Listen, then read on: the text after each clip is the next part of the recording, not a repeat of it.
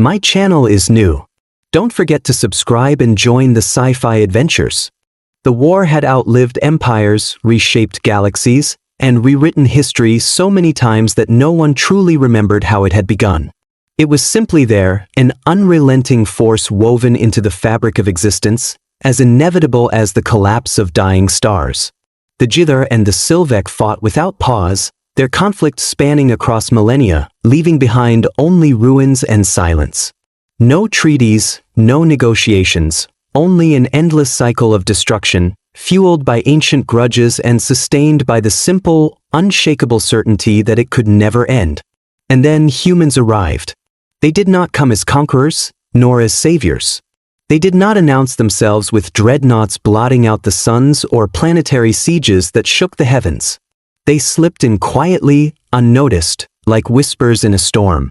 Their ships were unassuming, their technology primitive compared to the titanic war machines of the Jar and the Sylvek.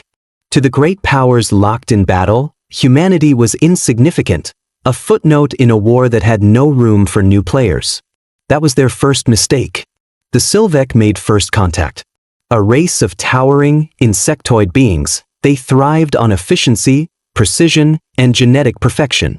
Their empire was a machine, vast and unfeeling, their soldiers mere extensions of a singular will. They saw themselves as the rightful rulers of the galaxy, and all others as either assets to be assimilated or obstacles to be eliminated. When their long-range scanners detected small, fragile human vessels venturing too close to the outer edges of their dominion, they reacted in the only way they knew how, with swift, merciless eradication. The Celestial Dawn, a human research vessel, disappeared in the blink of an eye. No battle, no resistance, only a distress signal that died in the cold void before anyone could answer it. The infection did not begin with sabotage or espionage, but with a single man, Dr. Elias Rourke. A xenobiologist, a scholar, a mind unremarkable by human standards. When they linked him to the Sylvek network, expecting him to be overwritten, something else happened. He corrupted them. Not with fire, not with war, but with something far more dangerous, ideas. The Sylvek functioned as a collective, their thoughts shared across millions. A seamless, synchronized intelligence. They expected Rourke's consciousness to be absorbed, repurposed, silenced.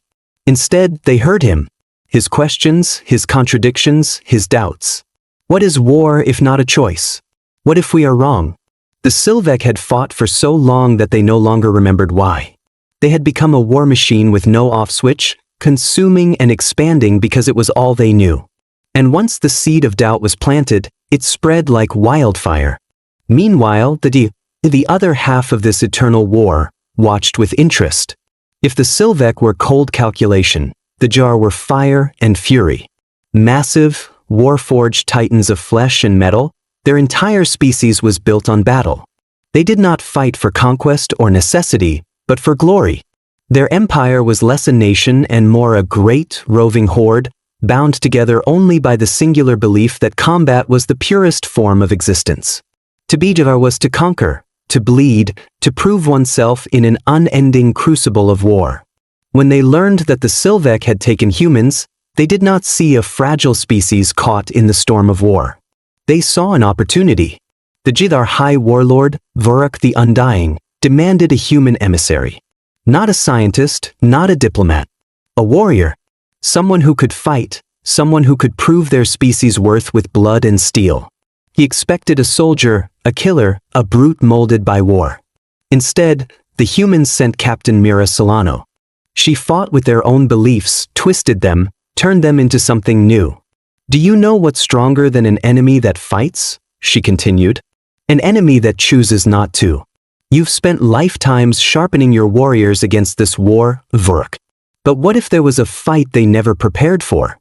He narrowed his eyes. What fight? The fight for a future. The words landed like a blow.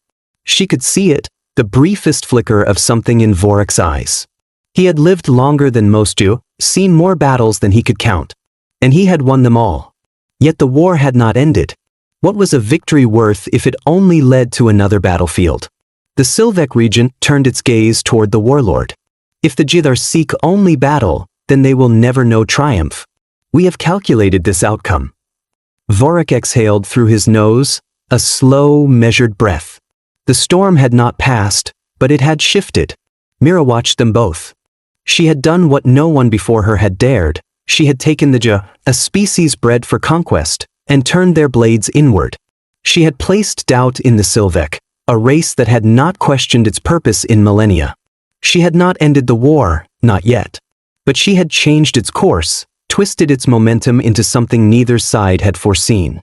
Now, she had to survive what came next. She turned away from the viewport and strode through the corridor leading to the war room, the soft hum of the ship's systems a steady pulse beneath her feet. Inside, Commander Thorne stood at the center console, arms crossed, eyes sharp with scrutiny as he reviewed incoming intelligence reports.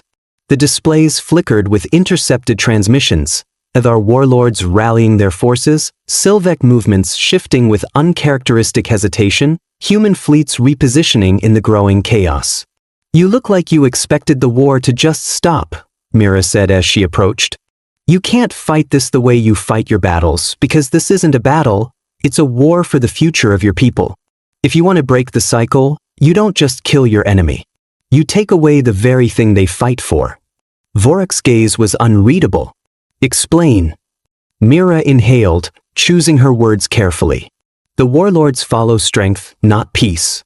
They have no concept of victory beyond destruction. So we change the definition of victory." She turned to Kelric. "You're their high strategist. What happens if Kiroth fights Vorik, and Vorik doesn't just defeat him, he humiliates him?" Kelric's lips parted slightly, realization dawning. A challenge is a test of dominance. If Vorik defeats Kiroth in such a way that he is unworthy of leading, his own clans will reject him. Mira nodded. More than that, if Vorik doesn't just win, but proves that Kirotha's way of thinking is outdated, then the warlords start to doubt his supporters. You don't kill one warlord. You shatter their foundation. Vorik was silent for a long moment. Then slowly he smiled. "Human," he rumbled, "I begin to understand why your people survived long enough to reach the stars." Kelric turned to him, her expression unreadable. "You would accept this strategy?" Vorik's grin faded. "I will accept nothing. I will take what is mine." The transmission ended, and the room fell into silence. Thorne rubbed a hand down his face. "You just convinced a warlord to humiliate his enemy instead of killing him." Mira exhaled. "It won't be enough." Thorne frowned. "What do you mean?" She tapped the console, pulling up new data, Sylvek fleet movements. They were shifting, repositioning toward Jidar space. "They've been watching," Mira said quietly. "And they see what's happening." Thorne's expression darkened. "Are they moving to stop it?" "No," Myra's stomach tightened. "They're waiting." Thorne narrowed his eyes. "For what?" Thorne barely spared her a glance. "I expected you to give me something I can work with. Right now, all I see is a bigger storm coming, and we're standing at the eye of it." She smirked. "That's the best place to be. It means we get to decide which way it spins."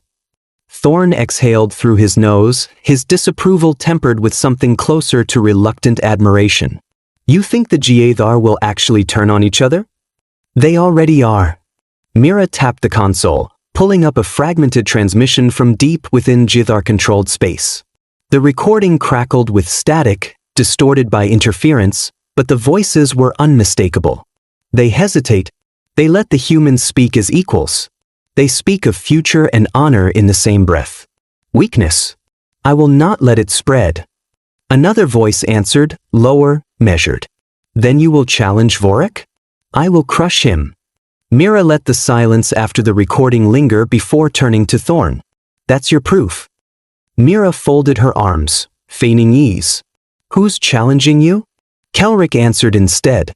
"Kiroth, warlord of the Karen clans. He was the first to speak against your interference, and now he moves to take Vorik's throne." Mira exhaled slowly. She had expected resistance, but Kiroth was no mere warlord. He was a legend among the Jir, a warrior so deeply entrenched in their brutal traditions that his very name inspired fear. If there was anyone who would crush the idea of change before it could take root, it was him. Vork's hands curled into fists. I will kill him myself. You think that's enough? Myra's voice was sharp, cutting through the weight of the moment. You kill Karoth, and another warlord takes his place. And another. And another. You're trying to hold back a flood with your bare hands. Kelrick's eyes narrowed. You have a better plan, human? Mira stepped closer, voice steady. The holographic display flickered, and the regent's towering form appeared. It did not waste time. This conflict was anticipated. The projected outcome will determine necessary adjustments. Myra's fingers curled against the console. You knew this was coming. Correction. We predicted multiple possible divergences. This was one of them. She felt the weight of the words settle like iron. The Sylvek hadn't caused this betrayal. They had expected it, and they had chosen not to intervene. Because they didn't need to.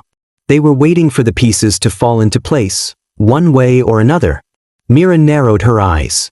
And if Vork dies? The pause. Then the Jithar remained predictable. The coldness of it sent a chill through her bones. This was what the Sylvek wanted. Stability. Predictability. A war they understood. And Mira had thrown an anomaly into the equation. You're afraid of change, she said. You don't know what happens if Vork survives this. Jagged stone, blackened by centuries of war, stretched beneath a sky choked with storm clouds and the glow of distant battles. Thousands of Jithar warriors gathered in the ancient Colosseum, their voices a thunderous roar that shook the air. In the center, Vork stood bare-chested, his massive frame a tapestry of scars and metal plating. Across from him, Karoth loomed, taller, heavier, his darkened armor streaked with the remnants of past victories. He carried no weapon. He was the weapon. No speech. No formalities. The Jithar had no use for words when battle could speak for them. The signal was given. Karoth moved first, a blur of impossible speed for his size, his massive fist aiming for Vork's throat. Vork twisted, the blow grazing his shoulder with enough force to crack bone. He didn't flinch. He countered, driving a knee into Karoth's ribs, following it with a hammering strike that sent his opponent skidding back. The arena howled. Karoth, humiliated, forced himself to his feet, but the warlords were no longer watching him. They were watching Vork. Mira, observing from the Dawnbringer, exhaled. He had done it. Not just one, but changed the rules. The warlords were thinking. And the Sylvek, watching from the shadows, were recalculating. The Dawnbringer cut through the dark like a blade, its engines burning low, its crew bracing for the storm ahead. Mira Solano stood at the bridge's central console, eyes locked on the display of Vork's failing ship. Smoke billowed from ruptured hull sections, emergency beacons flashing like desperate pulses of light. The betrayal had come faster than she expected. That was her mistake. Thorn stood beside her, arms crossed, jaw tight. He didn't need to say it. She could feel the accusation in the air. You didn't expect this, did you? Mira inhaled but didn't look away from the screen. I expected pushback. Not an ambush. He exhaled through his nose, shaking his head. This whole plan of yours was built on shifting sand. The second Vork showed restraint, it was only a matter of time before the others turned on him. She kept her voice steady. They didn't turn on him when he spared Karoth. They waited. But this wasn't a decision made in the heat of battle. This was orchestrated. Thorn glanced at her. You think the Sylvek had a hand in this? She didn't answer immediately. That was the problem. She didn't know. And that alone meant she had underestimated something.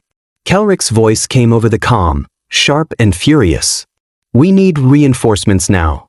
They've crippled our long-range drives. We can't outrun them. Status on their fleet? Mira asked. 6 ships, Kelrick replied. Possibly more incoming. We've lost half our weapons array. We won't survive another direct hit. Mira turned to the tactical officer. How fast can we get to them? 15 minutes, the officer answered. If we push the engines into overburn, 10. She met his gaze. Then he can't fall. The words were simple. The reality was anything but. A chime echoed through the room. An incoming transmission. Myra's muscles tensed before she even saw the name flashing across the display. Not Vorik. Not Kelric. The Sylvek Regent. Thorn's expression hardened. They're not wasting any time. Mira inhaled, then nodded to the comms officer. Patch it through. The holographic display flickered, and the Sylvek Regent's form materialized. Its elongated, insectoid body shimmered with an unnatural smoothness, its dark, multi-lensed eyes reflecting the shifting light of the projection. When it spoke, its voice didn't come through speakers. It bypassed them entirely, transmitting directly into the mind, a sterile, emotionless presence pressing against Myra's thoughts. The equation has changed. Mira remained still, her heartbeat steady. Funny. I thought the Sylvek didn't acknowledge uncertainty. The pause. Then, correction. Mira Solano stood on the bridge of the Dawnbringer, gazing out at the void beyond. The stars were indifferent to war. They burned on, oblivious to the destruction unfolding in their light. She envied them. The Sylvek, even her own people, none of them had that luxury. A low chime from the command console signaled an incoming transmission. Mira exhaled sharply. She already knew who it would be. Open the channel, she said. The holographic display flickered to life, and Vorik the Undying's towering form materialized before her. His presence alone seemed to make the room feel smaller, his massive frame a wall of living metal and scar tissue. His eyes, dark and ancient, studied her with something that was not quite distrust but not yet respect. You speak as if you are not afraid of me, Vorik said. His voice carried the weight of countless battles, deep and measured, like the grinding of tectonic plates. I don't fear blunt instruments, Mira replied. The final shot struck true. An explosion erupted from its hull, consuming its engines in a violent burst of fire and debris. The enemy fleet hesitated, their formation faltering as uncertainty rippled through their ranks. Mira Solano watched from the bridge, hands braced against the console. Her heart pounded, but her voice remained steady. Target the second warship. Don't let them regroup. Commander Thorn nodded, barking orders to the gunnery officers. Keep the pressure on them. We break one more, and the rest scatter. But even as their weapons charged for another volley, Mira knew brute force wouldn't win this alone. The Jethar respected dominance, not destruction. If she wanted this to end the right way, it had to happen before the last ship fell.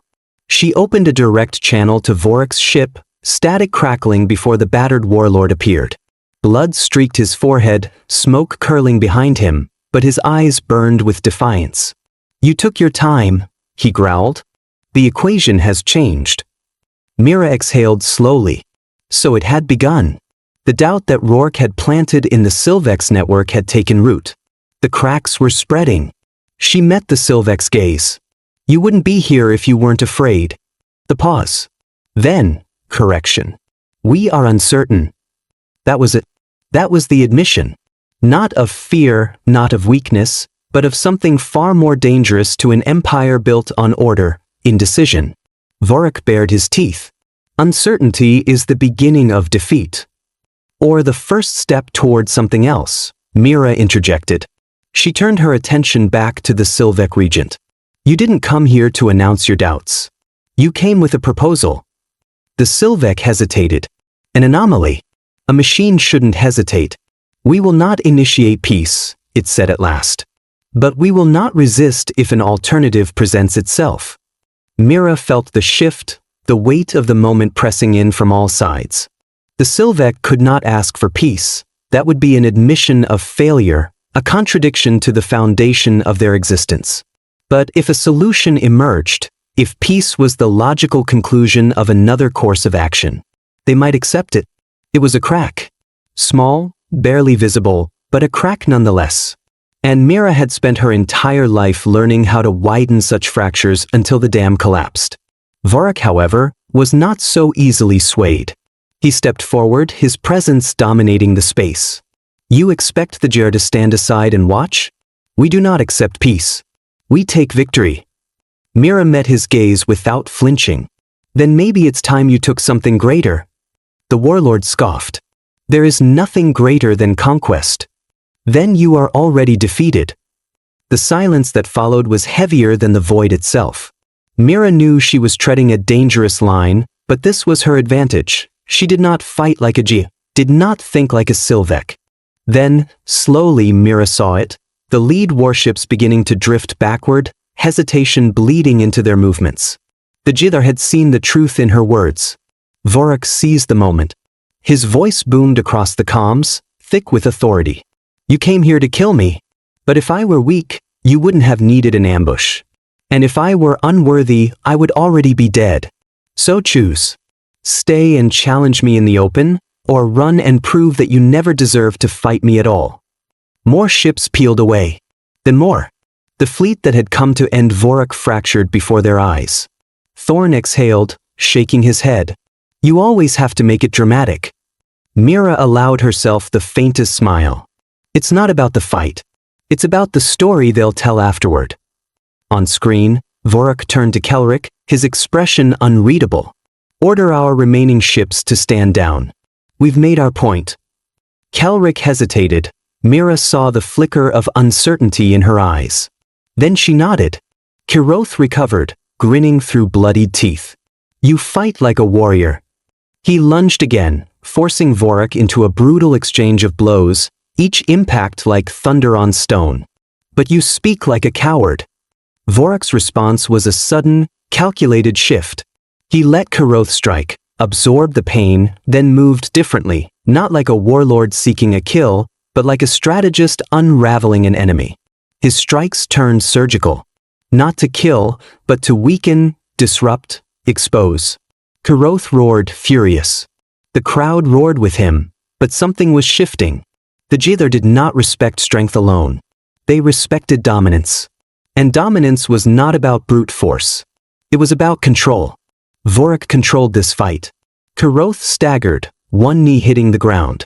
Vorak stood over him, breathing heavily, but unbroken. He could have ended it then. Instead, he turned to the watching warlords.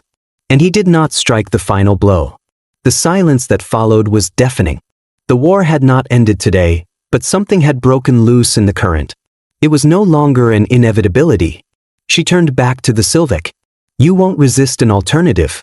So here's my proposal, help me find one. The regent's eyes glowed faintly. It did not nod, but its silence was agreement. Mira turned to Vorak. And you, stop fighting for a second and think. If you are truly the greatest warriors in the galaxy, prove it. Show me you can win something bigger than a battle. Vorak's fists unclenched. His expression was unreadable, but after a long silence, he did not say no. And that was enough. The tides had begun to turn. The Dawnbringer drifted through the void, silent and watchful, a single ship standing at the crossroads of history.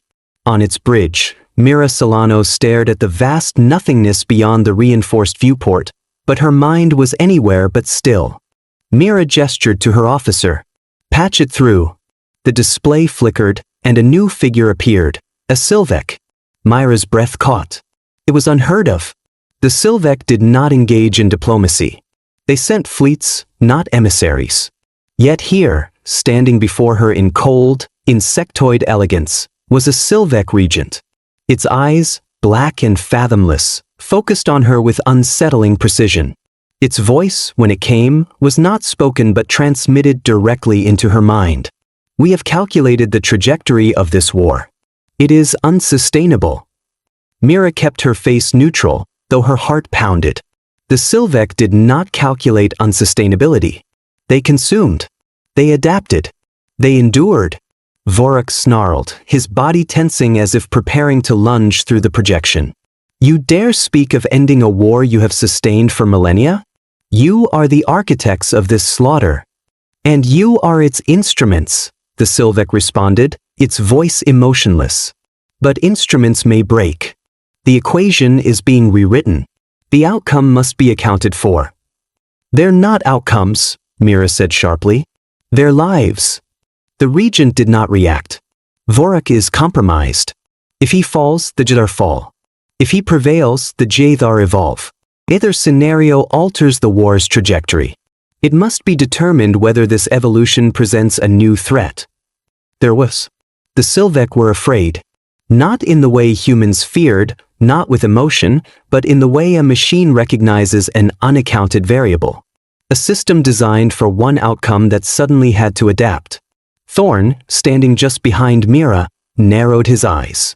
If you're so damn certain of your calculations, why are you here? A flicker of something unreadable passed through the regent's gaze. Observation is necessary before action. Intervention will occur if required. Mira clenched her jaw. And what determines if it's required? Deviation beyond projected parameters. Vague. Deliberately so. And for the first time, Mira allowed herself to believe that maybe, just maybe, this had been worth it. Behind her, Vorok's voice came over the comm. "This isn't peace," he said. "You know that, right?" She smiled. "No. But it's the first step toward something bigger." For once, the future wasn't written in blood. It was theirs to define.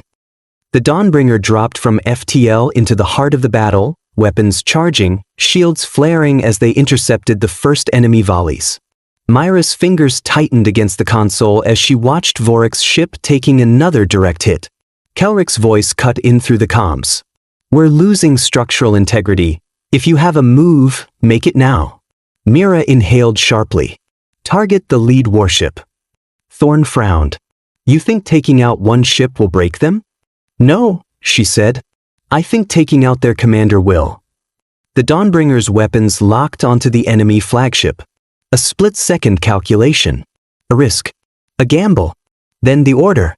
Fire. The rail cannons ignited, and the void erupted in light. The Dawnbringer's cannons roared, hurling searing beams of energy across the void. The enemy flagship's shields flared in protest, their glow flickering wildly before collapsing under the assault.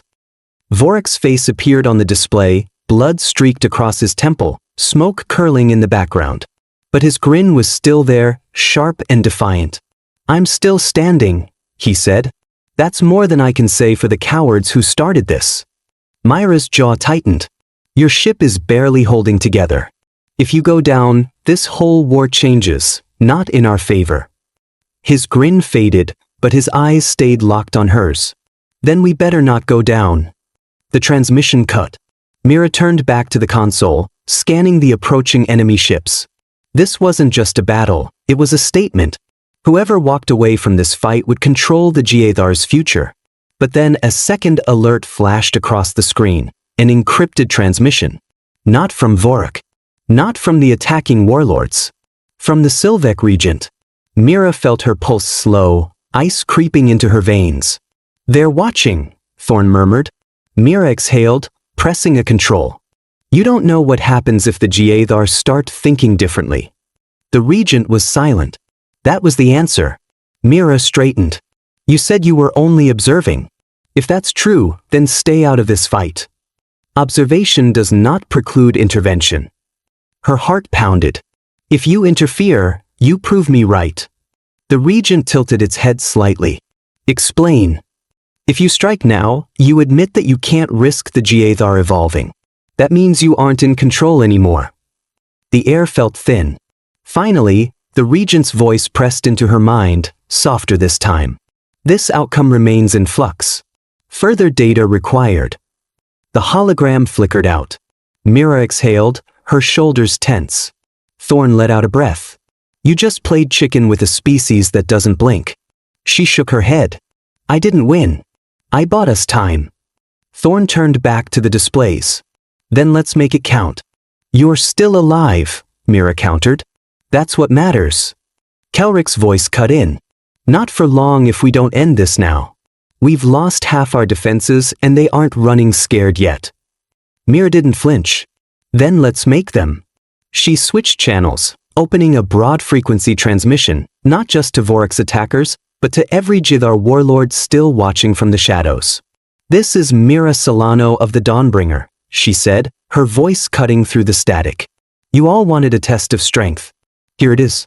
Vorok faced your challenge, fought Karoth, won his right to lead. And instead of honoring that, you turn on your own." She let the accusation settle, knowing that among the Giathar, cowardice was worse than defeat. "You claim to be warriors. Then act like it." Face him in the open or walk away now. The silence that followed was heavier than the vacuum outside. A greater battle, the fight against fate itself. The seeds had been planted. The war did not end that day. But it shifted, ever so slightly. Cracks formed in the foundation of a conflict that had once seemed eternal. The Sylvek, for the first time, questioned their directives. The Jither, for the first time, questioned their purpose. And the humans, small and insignificant, had slipped into the heart of the war, not as conquerors, not as victims, but as something far more dangerous. Meddlers. The war had not ended, not yet, but something had changed. A war that had once seemed eternal now wavered at its foundations, its momentum fractured by something neither the Jither nor the Sylvek had expected, doubt. It spread unseen, like a crack through stone, beginning as something insignificant but growing, deepening, threatening to shatter everything. And at the heart of it, unnoticed by most but feared by those who understood its implications, were the humans. Sylvek warships descended upon it like carrion birds, stripping it for data, for parts, for bodies. The crew was taken.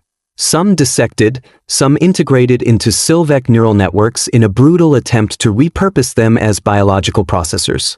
The Sylvek expected nothing more than raw biological material and obsolete technology. They had assimilated countless species before, absorbed their knowledge, and refined themselves with each conquest. Humanity, they assumed, would be no different. They were wrong. The Sylvek had spent so long perfecting their order that they had forgotten the power of chaos. Humanity's true strength was not in their weapons, nor in their technology. It was in their minds. Unlike the Sylvek, who operated as a seamless whole, humans were unpredictable. They disobeyed orders. They questioned. They lied. They adapted. And in doing so, they planted something into the Sylvek that the Empire had spent eons purging from itself. I fear the hands that wield them. Vorok's scarred mouth curled into what might have been amusement. Then you should fear the Jither. We wield ourselves. That's exactly what I doubt. She stepped closer to the projection, tilting her head slightly. You asked for a warrior and expected a soldier. But tell me, Vorok, have you ever faced an enemy who fought wars without weapons? The warlord's expression darkened. Words are not weapons. They are, Mira countered, the most dangerous kind. More battles have been won with words than with swords, but I wouldn't expect a hammer to understand the workings of a scalpel. Vorok's massive hands clenched at his sides, but he did not lash out, not yet. That, Mira knew, was progress. Before he could respond, another transmission request interrupted them. Mira frowned at the unfamiliar signature. Vorok, ever the predator, noticed her hesitation immediately. Expecting another enemy? He rumbled. Expecting the unexpected. They've been unified under war for so long that they never questioned leadership. But now they smell blood. Thorn's jaw tightened. And what happens if Vorok loses? Mira leaned against the console, fingers drumming lightly against the surface. Then we have a bigger problem. Before Thorn could respond, an alert flashed across the display. Incoming transmission, Ithar origin. Mira straightened. Open it. The holographic projection flickered to life, and Vorok's massive form materialized before them. His dark, armored frame radiated tension, his jaw clenched tight. He was not a creature built for restraint, yet he held himself still, his eyes burning with something close to fury. Beside him stood Kelric, the high strategist. If Vorok was a battle-hardened warlord, Kelric was a blade honed to lethal precision. Her presence alone confirmed Myra's suspicions. The Jither Council was fracturing. You wanted war, Vorok growled. You have it. Mira Solano moved through the dim corridors with measured steps, her expression unreadable. Every decision she had made, every risk she had taken, had been to disrupt an eternal war, to twist its momentum into something unpredictable. Now, the pieces were in motion, and she was running out of ways to control them. The Jither civil war had begun. Vorok would face Kiroth, but the outcome no longer rested on brute strength alone. If Vorok won decisively, without simply killing his enemy, the warlords might begin to see power differently. But if he failed, if Kiroth crushed him, it would all unravel. And the Sylvek, ever watchful, ever calculating, were waiting for just that. She entered the war room to find Commander Thorn already there, his gaze locked on the glowing displays. The holographic interface reflected off his sharp features, making the fine lines on his forehead more pronounced. "You're late," he said without looking up. Mira crossed her arms. "I was reconsidering all my life choices." He huffed. "Too late for that." She stepped beside him, studying the shifting fleet formations on the holo display. The Jithar forces had begun moving against one another, their battle lines fracturing as warlords turned on warlords. Vorok's forces were outnumbered, but not outmatched, at least not yet. Mira exhaled slowly. "And the Sylvek?" Thorn adjusted the interface, bringing up a separate projection, "Sylvek fleets repositioning. They're tightening their net," he said grimly. "Not moving in yet, but the moment this Jithar rebellion weakens their forces enough, they'll strike." She expected as much, but seeing the cold precision of it, the ruthless inevitability of the Sylvek strategy, made her stomach tighten. They had spent centuries perfecting war as an equation. A weakened Jithar empire wasn't an opportunity to them. It was a logical conclusion. Thorn turned to her. "If Vorok falls, the Sylvek won't wait." The Sylvek were waiting, weighing every shift in the battle, deciding if the future Mira was trying to create would be allowed to exist at all. She exhaled slowly. "Then I guess we'll have to make sure the outcome is one you can't afford to interfere with." The regent regarded her in silence, then its form flickered and vanished. The transmission cut. Thorn let out a breath, raking a hand through his short-cropped hair. "I hate those things." Mira turned back to the display, watching as the Jithar conflict escalated. A new marker appeared, Vorok's flagship. "It's starting," she said. Thorn followed her gaze. "Then let's see if your warlord is as good at strategy as he is at killing things." Mira didn't respond. Because for all her planning, for all her calculations, there was one thing she couldn't control. The fight itself. On the surface of Varatha, the ancestral war world of the Jiu, the arena stood bathed in blood-red light. They didn't have 10. Myra's mind worked through the possibilities. If Vorok died here, everything collapsed. The warlords who feared his growing power would reassert their dominance, stamping out any chance of shifting the Jithar's war-driven culture. The Sylvek would calculate their opening and strike before the dust settled. They couldn't let that happen. Mira turned back to Thorn. "Deploy interceptor squads. We'll hit them hard from the flanks. Make them think we brought more than we did." Thorn's expression was unreadable. "And if they call the bluff?" Mira exhaled. "Then we hope they hesitate." The orders went out, the crew moving with practiced efficiency. The Dawnbringers surged forward, closing the distance, but Mira knew they were racing against a countdown they couldn't see. She tapped the console, sending a direct line to Vorok's ship. "We're inbound. Hold the line." The battle was over.